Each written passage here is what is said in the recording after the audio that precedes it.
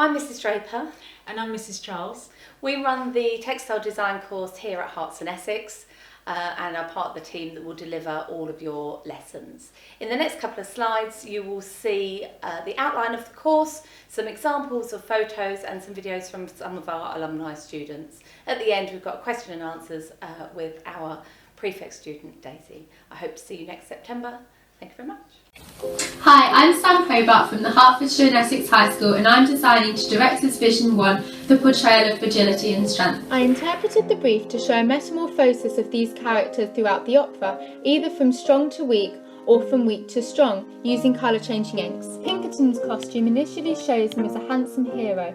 However, he turns out to be a coward, so this is reflected in a white uniform that glows murky yellow.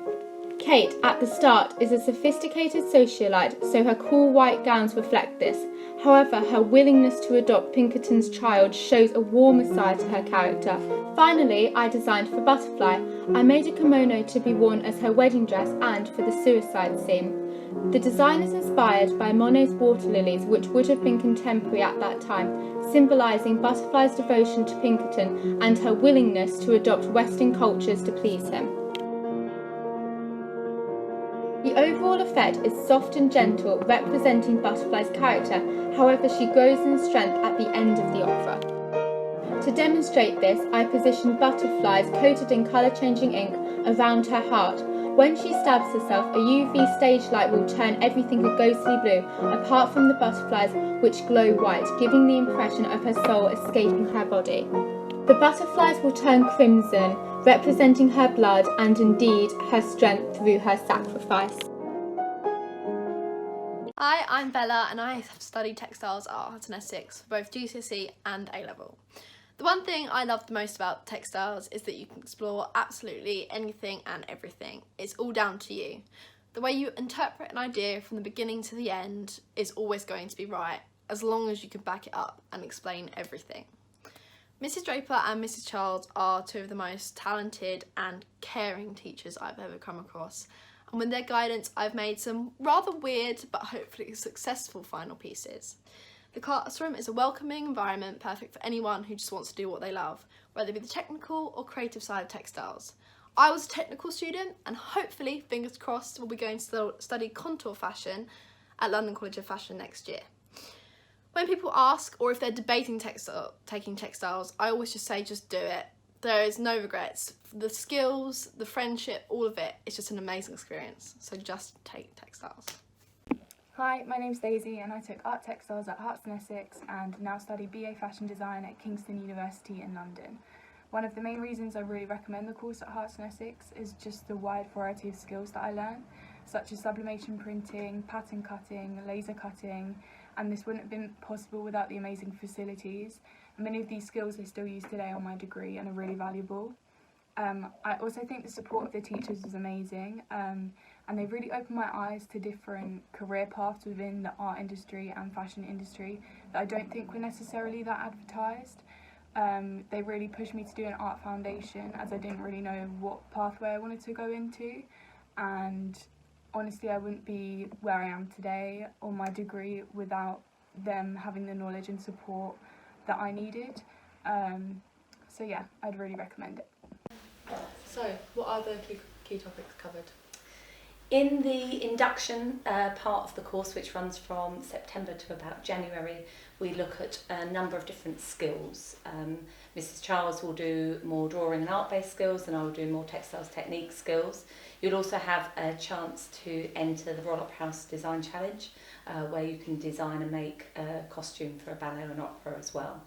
After the induction period finishes, you can then choose whatever you want to do for your main project. So this is your personal investigation that will form the coursework part of the A-level.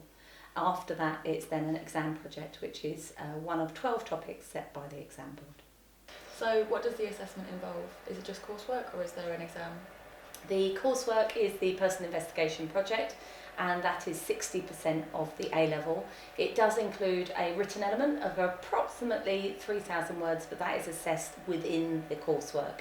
The exam project is a project where you do all the preparation beforehand, just like GCSE if you've done GCSE art or art textiles, and that's worth 40%, and there's a 15-hour sustained focus period or exam at the end of it for you to make your outcome.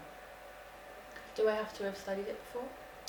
Preferably yes, but as I said, not all schools offer textiles, so we do allow some students who have got a real interest and a passion for it to do the A-level even though they may not have studied it in the past. If you have an art background at GCSE, that is really beneficial and will really help you. How is the A-level different from studying at GCSE? If you've done an art-based GCSE, such as art and design or the textile design, it's very similar in the 60-40 split between coursework and exam.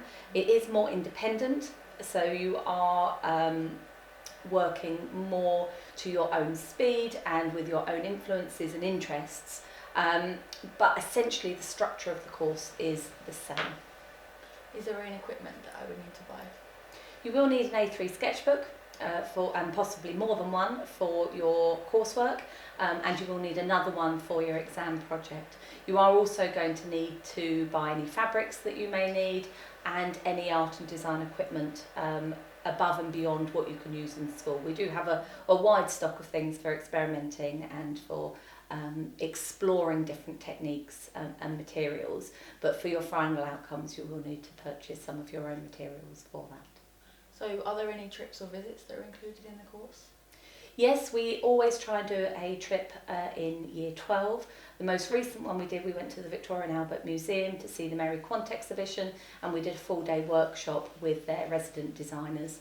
Other trips have included trips up to London to art galleries and museums and other things such as that, so that we can really build that into the course. And what jobs can I do after studying this subject? Oh, that's a big question. There are huge amounts of jobs because you could go into working in fashion, in textiles and a material design itself, costume, but also sort of media and all sorts of hundreds of different jobs. And within all of those areas, it's split into very different sort of sections as well. They can be purely design, or they could be more organisational, or they could be construction and making as well. So it's vast. There are even jobs just dyeing or printing or making hats, headdresses and sort of textile-y jewellery, so in some places. So there is a huge world of careers and jobs after doing this A-level. I'd like to ask you what you find most interesting about studying textiles at A-level. I think the most interesting thing about studying textiles at A-level is the freedom that you have to explore different garment making. When you do the Royal Opera House competition, you're free to make a garment. In my case, I made a dress, which I thought was quite valuable, and also just the freedom of experimentation in fabrics and techniques that you learn in the introduction period. How did you find the transition into year 12? From doing art, GCSE, I didn't do textiles, I found the transition quite alright, as I think that I made some valuable experience from doing art, which I have taken forward in my A-level in textiles. What advice would you give a year 11 considering studying textiles at A-level?